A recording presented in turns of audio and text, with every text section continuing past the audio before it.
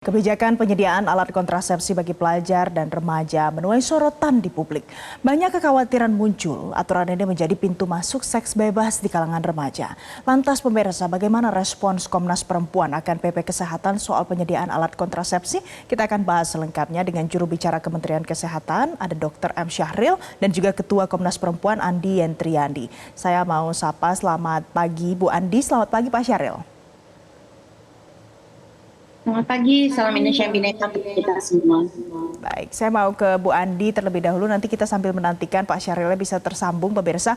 Bu Andi, dengan kita lihat ada aturan seperti ini yang kemudian menuai polemik di kalangan masyarakat, banyak pro dan juga banyak kontra. Kalau menurut Anda di pasal 103 ayat 4 PP Kesehatan ini dirinci, layanan kesehatan reproduksi untuk anak usia sekolah dan remaja adalah salah satunya di butir E, penyediaan alat kontrasepsi. Menurut Anda aturan ini sudah sesuai dengan kebutuhan anak usia sekolah di Indonesia saat ini?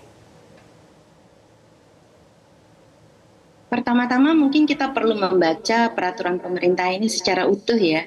Jadi kalau memang hanya merujuk pada satu ayat saja, bahkan sub ayatnya, maka kita bisa jadi kehilangan arah dari tujuan utama pengaturan tersebut. Kalau kita baca sebelum ke 103 ya, mungkin kita baik membaca ke pasal 49, di mana adanya upaya kesehatan reproduksi bagi remaja ini dimaksudkan untuk nanti bisa melakukan pembinaan agar remaja menjadi dewasa yang bukan saja sehat, cerdas, tetapi juga berkualitas dan produktif. Di dalam upaya untuk membangun kesehatan reproduksi bagi remaja, itu juga dilakukan upaya-upaya yang bersifat informatif, edukatif, ya, dan juga komunikatif.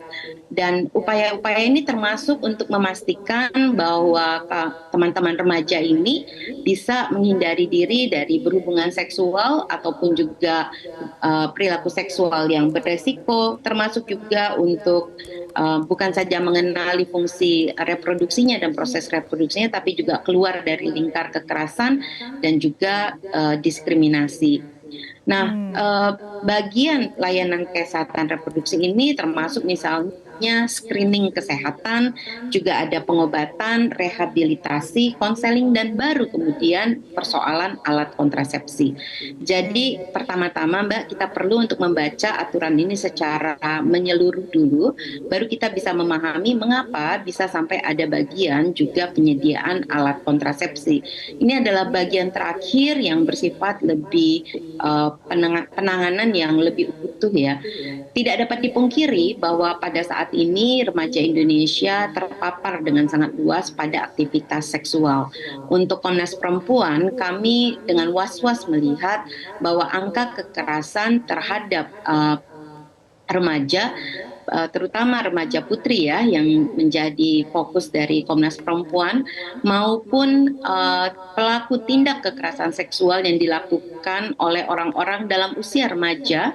Dalam hal ini kalau di Komnas Perempuan penggolongannya usia 14 sampai sebelum 18 tahun. Itu terus meningkat dari waktu ke waktu.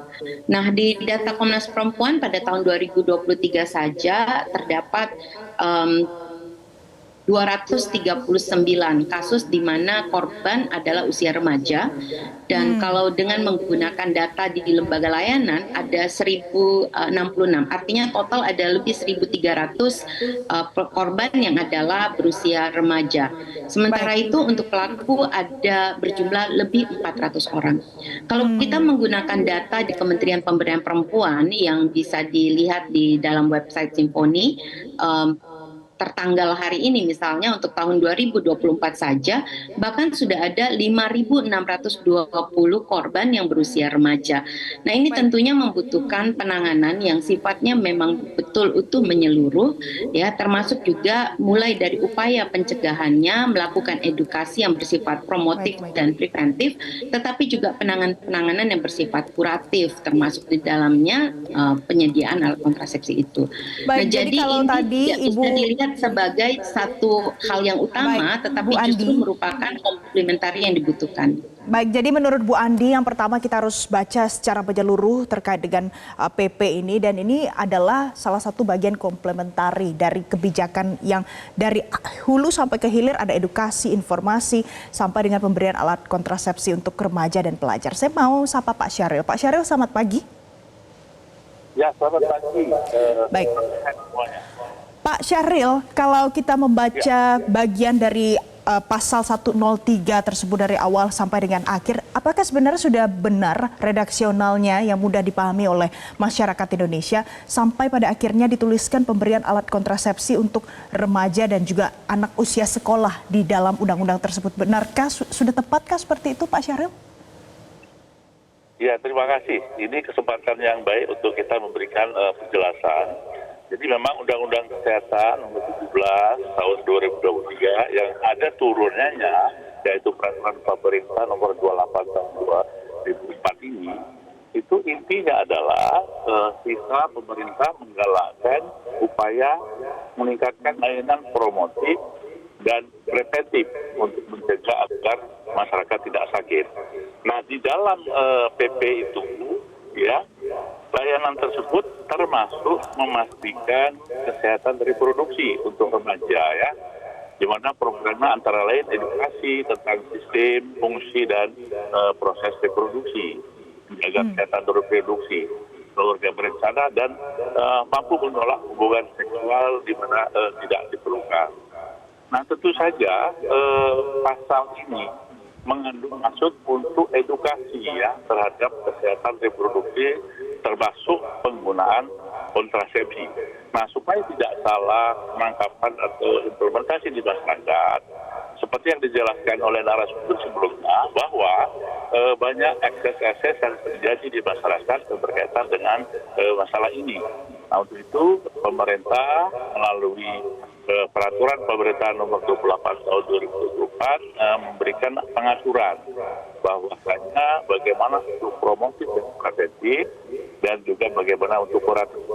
Nah, khusus untuk yang menjadi bagian agar tidak salah persepsi, jadi penyediaan alat kontrasepsi ini tidak ditujukan untuk semua remaja, Mbak, ya, melainkan hanya diperuntukkan bagi remaja yang sudah menikah atau pranikah yang dia siap masuk ke rumah berkeluarga dengan tujuan untuk menunda kehamilan ketika calon ibu belum siap karena masalah ekonomi atau masalah kesehatan lain, termasuk pengaturan kehamilannya. Jadi begitu, ya, tidak menyediakan alat kontrasepsi yang bebas untuk seluruh remaja yang mungkin ini perlu diteruskan kepada seluruh masyarakat, ya. Baik, jadi ini tidak ditujukan untuk semua remaja, tapi sudah menikah, remaja yang sudah menikah, begitu ya Pak Syahril. Tapi apakah ada yang kurang lengkap atau kurang jelas dituangkan di dalam undang-undang tersebut sampai banyak sekali polemik yang muncul di kalangan masyarakat, tidak hanya di masyarakat, bahkan di Senayan juga banyak bermunculan pendapat-pendapat yang mengatakan ini benar-benar menuai pro dan kontra di kalangan masyarakat terkait dengan penyediaan alat kontrasepsi ini. Ya, betul, ya. Di dalam peraturan pemerintah tidak secara detail diatur seperti yang disampaikan tadi, tapi dalam waktu yang dekat kita akan mengeluarkan peraturan Menteri Kesehatan yang untuk menjelaskan atau mengatur secara detail di lapangan apa yang dimaksud di dalam pasal 103 tadi, gitu, Pak.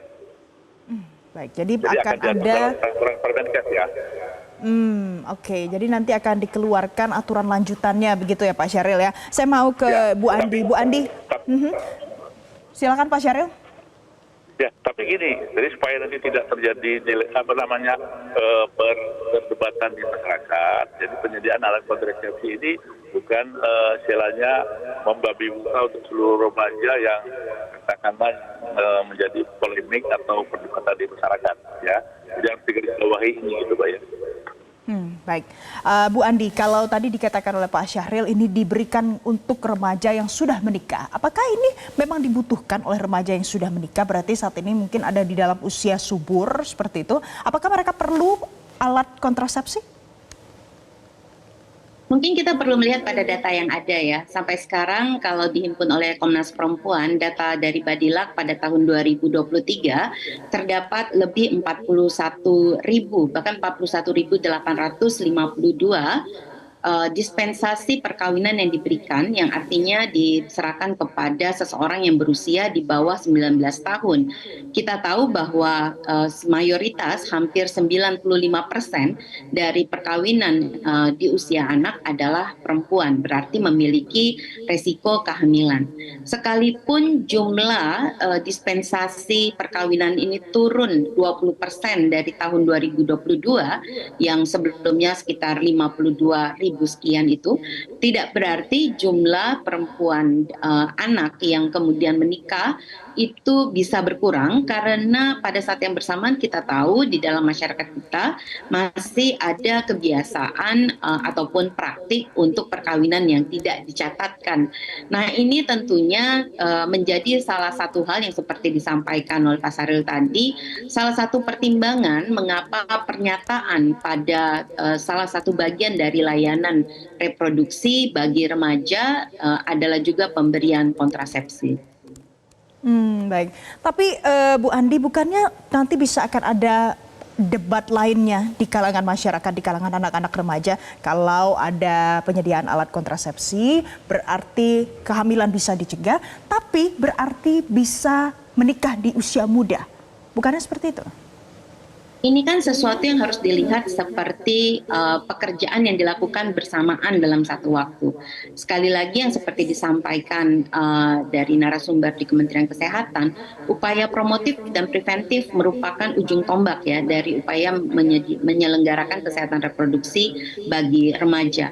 Bagi Komnas Perempuan tentunya kami juga sangat menentang perkawinan anak, karena ini bisa menghasilkan banyak persoalan baru, bukan saja dari aspek kesehatan reproduksi, tetapi juga peningkatan kekerasan terhadap perempuan. Bahkan kita semua ya seringkali direpotkan gitu dengan angka-angka perceraian yang tinggi diakibatkan oleh pasangan-pasangan yang sebetulnya belum memiliki kematangan emosional untuk membangun keluarga.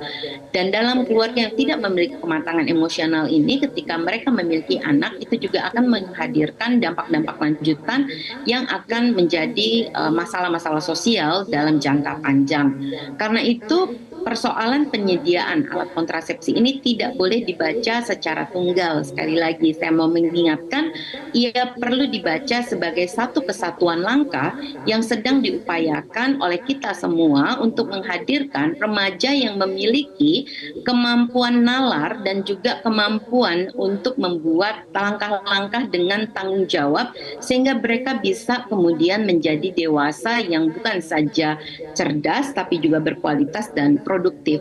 Inilah yang sebetulnya menjadi dasar kerangka pemikiran, baik itu di dalam undang-undang kesehatan maupun yang kemudian diturunkan dalam peraturan pemerintah.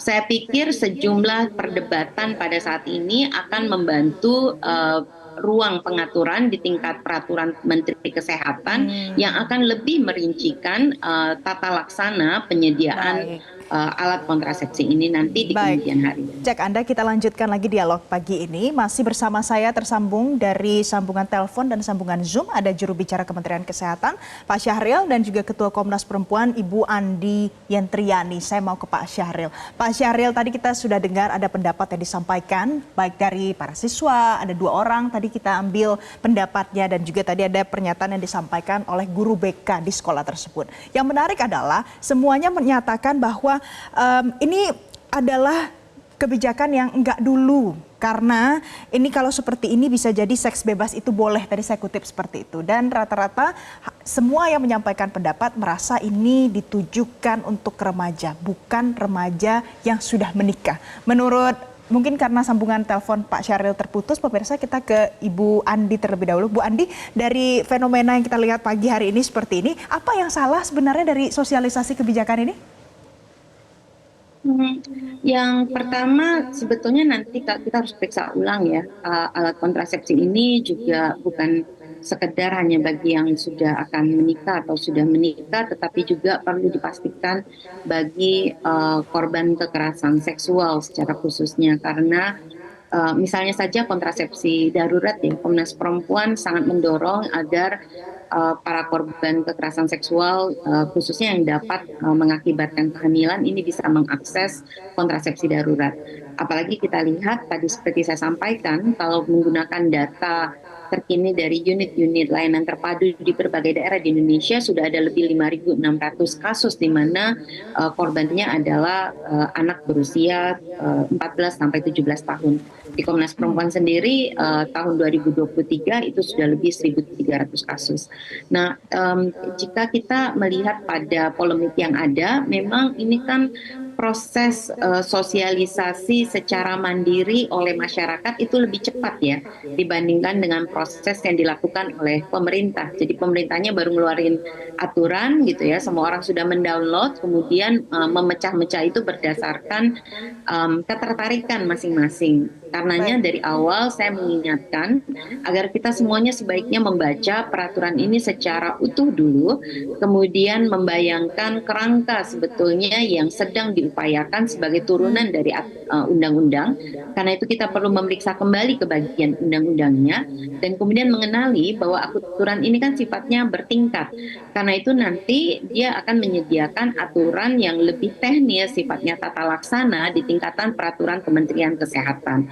Jangan dibayangkan penyediaan alat kontrasepsi ini seperti outlet minuman segar gitu ya, di mana ada mesinnya, orang tinggal masukin uang, tinggal beli gitu. Pastinya bukan itu yang sedang dibayangkan oleh pihak pemerintah. Dan sekali lagi, ini bukan ujung tombaknya, melainkan upaya promotif dan preventif melalui pemberian informasi, edukasi, dan juga alat-alat komunikasi menjadi bagian sentral dari upaya menghadirkan kesehatan reproduksi bagi remaja. Tetapi tentunya tidak dapat menghindari bagian pelayanan itu sendiri, di mana akses seluas-luasnya dalam upaya deteksi dini penyakit, baik itu pengobatan, konseling dan lain-lain juga perlu ada.